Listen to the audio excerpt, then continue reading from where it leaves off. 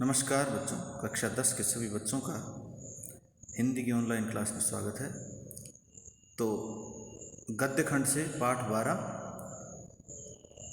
हिंदी में जो है वो यशपाल इसके लेखक हैं, ये पढ़ेंगे। पाठ का नाम है लखनवी अंदाज। सबसे पहले यशपाल का परिचय पढ़ते हैं लेखक का। यशपाल का जन्म सन 1903 में पंजाब के फिरोजपुर छावनी में हुआ। प्रारंभिक शिक्षा कांगड़ा में ग्रहण करने के बाद लाहौर के नेशनल कॉलेज से उन्होंने बीए किया। वहां उनका परिचय भगत सिंह और सुखदेव से हुआ। स्वाधीनता संग्राम की क्रांतिकारी धारा से जुड़ाव के कारण वे जेल भी गए। उनकी मृत्यु सन 1976 में हुई। यशपाल की रचनाओं में आम आदमी के सरोकारों की उपस्थिति है। वे यथार्थवादी शैली के विशिष्ट रचनाकार हैं।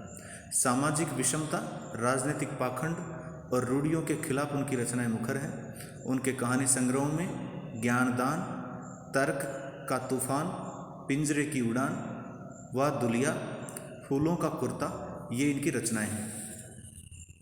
तो उनका झूठा सच उपन्यास कहानी संग्रह है ये। तो एक इनका जो झूठा सच उपन्यास है भारत विभाजन की त्रासदी का मार्मिक दस्तावेज है। अमिता, दिव्या, पार्टी कामरेड, दादा कामरेड, मेरी तेरी उसकी बात उनके अन्य प्रमुख उपन्यास हैं। भाषा की स्वाभाविकता और सजीवता उनकी रचनागत विशेषता है। पाठ के बारे में थोड़ा समझते हैं कि यूं तो यशपाल ने लखनवी अंदाज व्यंग्य यह साबित करने के लिए लिखा था कि बिना कथ्य के कहानी नहीं लिखी जा सकती। यानी कि जब तक कोई अच्छा कथ्य या अच्छा विषय नहीं मिल जाता तब तक कहानी लिख पाना संभव नहीं है, परंतु एक स्वतंत्र रचना के रूप में इस रचना को पढ़ा जा सकता है।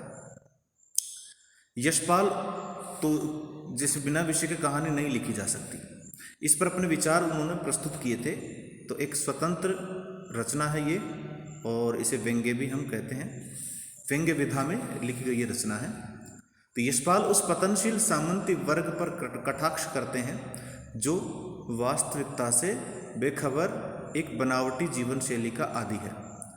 कहना न होगा कि आज के समय में भी ऐसी परजीवी संस्कृति को देखा जा सकता है। परजीवी का मतलब जो दूसरों पे निर्भर हो या फिर केवल दिखावटी जीवन शैली में विश्वास करती हो। तो ये इनका परिचय है और ये पाठ का परिचय है नीचे। अब देखिए